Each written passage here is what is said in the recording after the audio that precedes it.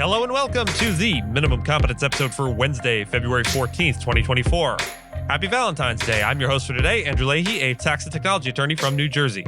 On today's episode, we have Fenwick and West's 10% layoffs, Burford Capital's legal blow, corporate diversity at Alphabet and Microsoft, and Musk's Delaware critique. Let's remember, Cupid's arrow strikes not just the heart, but kindles the soul's eternal legal news.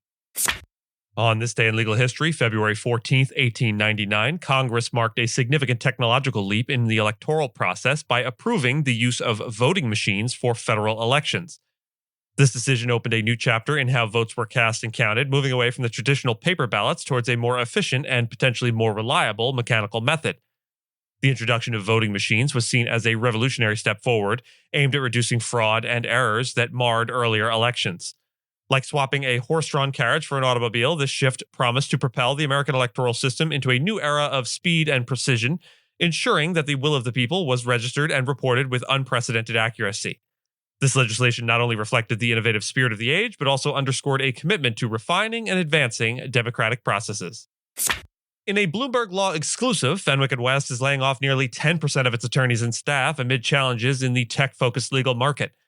The decision, communicated by firm chair Richard Dixon, comes after an evaluation of both current and anticipated future demands, affecting just under 10% of the firm's professionals.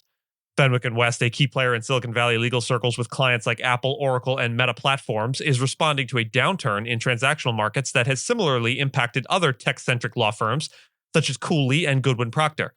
The firm had ramped up hiring from 2020 to early 2022 to meet a surge in demand, but the subsequent slowdown in transactional activity has led to misalignment between the firm's talent levels and client needs. Despite the layoffs, legal recruiter Summer Eberhand remains cautiously optimistic about the future of corporate transactional practices. Affected employees will receive a minimum of 13 weeks of base pay and health benefits, with the longest tenured staff eligible for up to 40 weeks of compensation. A recent judicial decision has created significant ripples within the litigation financing sector, particularly impacting Burford Capital Limited and its involvement in price-fixing lawsuits alongside plaintiff Cisco Corp. Magistrate Judge John F. Dougherty ruled against the substitution of a Burford Capital affiliate as the plaintiff in pork and beef price-fixing cases, a move that challenged the firm's $140 million funding arrangement with Cisco. This decision underscores the tension between the objectives of litigation funders and the public policy against financial speculation on legal claims. The case has drawn attention to the broader litigation financing industry, valued at $13.5 billion, especially in the realm of antitrust claims where the costs of litigation are notoriously high and outcomes notoriously uncertain. Clash between Cisco and Burford has ignited debate over the influence of third-party funders in litigation and prompted calls for increased transparency within the industry. Critics, including the U.S. Chamber of Commerce, argue that such funding arrangements can unduly influence the course and outcomes of legal proceedings, pushing for legislation that would require disclosure of financing agreements in legal cases. Meanwhile, proponents of litigation finance see the judge's decision as a specific instance rather than a systemic problem within the industry, emphasizing its role in enabling costly antitrust litigation to proceed in the first place.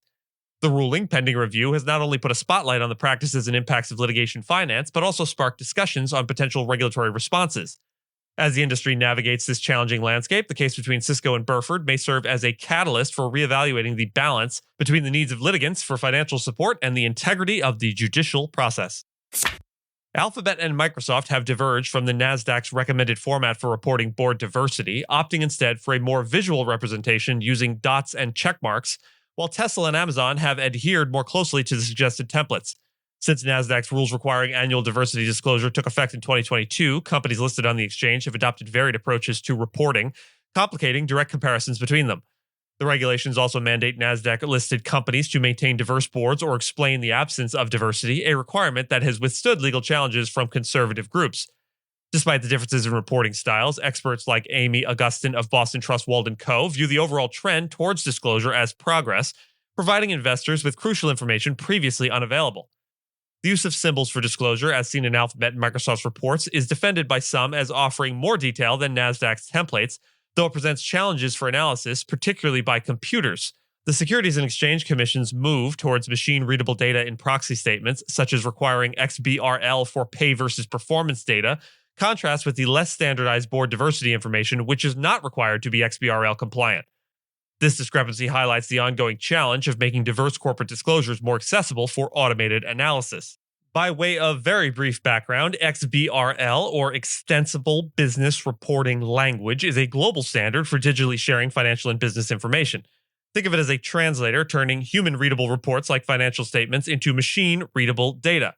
This data is tagged with specific meanings, allowing computers to easily understand and analyze it. XBRL benefits everyone, companies save time and effort, investors gain deeper insights, and regulators get better data for analysis. Simply put, it is revolutionizing the way business information is shared and used. As the SEC contemplates broader board diversity disclosure requirements for all public companies, the landscape of corporate reporting on board composition is poised for further evolution. This movement reflects a growing recognition of the importance of diversity in corporate governance and the need for transparency to support investors' decision-making processes. Elon Musk, you remember that guy? He's vocalized concerns that Delaware, a jurisdiction chosen by a majority of large public companies for incorporation due to its predictable legal system, is attempting to thwart companies from relocating, particularly in light of a court decision that invalidated his $56 billion Tesla compensation package.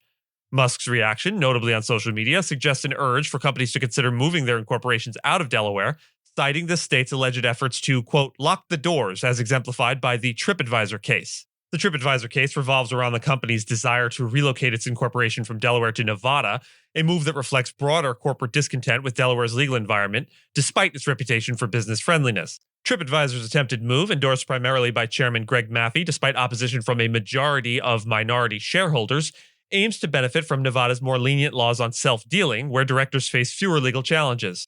This case not only underscores the tension between corporate interests and shareholder protections, but also signals a potential shift in the landscape of corporate registrations, with states like Nevada and Texas vying to attract businesses away from Delaware. The outcome of TripAdvisor's attempt to move could set a precedent affecting Tesla's and other companies' relocation plans, amidst ongoing debates about the balance between corporate governance and shareholder rights. Delaware's legal framework, historically favored for its specialized chancery court and non-jury trials, has been perceived as facilitating rather than obstructing corporate moves to other states. Recent legislative adjustments in 2022 have simplified the process for companies wishing to reincorporate elsewhere, allowing such moves with majority shareholder approval, a shift from the previous requirement for unanimous consent. This modification ostensibly makes Delaware more accommodating for companies contemplating relocation. However, the Delaware Court of Chancery's ongoing examination of reincorporation efforts, especially those potentially advantageous to controlling shareholders, introduces a layer of complexity. The TripAdvisor litigation highlights this scrutiny, with allegations that a planned move to Nevada could enable easier self-dealing by significant stakeholders, suggesting Delaware's courts may critically evaluate such transitions to ensure they do not undermine minority shareholder interests. The situation with Tesla underscores a broader dialogue on corporate governance, shareholder rights, and the legal mechanisms in place to safeguard these interests. While Musk's significant influence at Tesla has been acknowledged by Delaware courts, the specific dynamics of Tesla's proposed shift to Texas, where legal protections differ from Nevada, might not directly align with the concerns raised in the TripAdvisor case. The impending ruling in the TripAdvisor case is anticipated with interest, as it will offer further clarity on Delaware's stance towards companies seeking to relocate, especially those with intricate shareholder structures. This decision will be pivotal, potentially setting precedents on the degree of judicial oversight Delaware will exercise over such moves, and elucidating the balance between corporate autonomy and the protection of shareholder interests. In summary, while Delaware has been characterized by Musk as obstructive, the state's legal amendments and judicial attitudes suggest a more nuanced approach, aiming to balance the flexibility for companies to reincorporate with the need to protect minority shareholders. The outcomes of ongoing legal deliberations, including the TripAdvisor and Tesla situations, will likely contribute significant insights into the evolving landscape of corporate governance and relocation. And with that, I thank you so much for listening to Minimum Competence, your daily news podcast for lawyers. If you're looking for more than Minimum Competence, links to further reading on all the topics touched on today are in the show notes. Reviews go a long way towards helping new listeners to find our show. If you have a moment and can leave a rating or review on your podcast player, we sure appreciate it. And if you know someone that might be interested in a story we cover, consider sending them the episode. But remember, nothing here should be construed as legal advice, because it is certainly not that. Minimum Competence is available at minimumcomp.com and wherever you get your finely crafted podcasts. If you haven't checked out the website in a while, give it a look. There are complete transcripts and resources for each episode and its corresponding segments, as well as an opportunity to receive new episodes in email, newsletter form. We'll see you back here tomorrow, and until then, remember, on Valentine's, we don't just share roses and chocolates, we exchange pieces of our heart. What a bloody mess.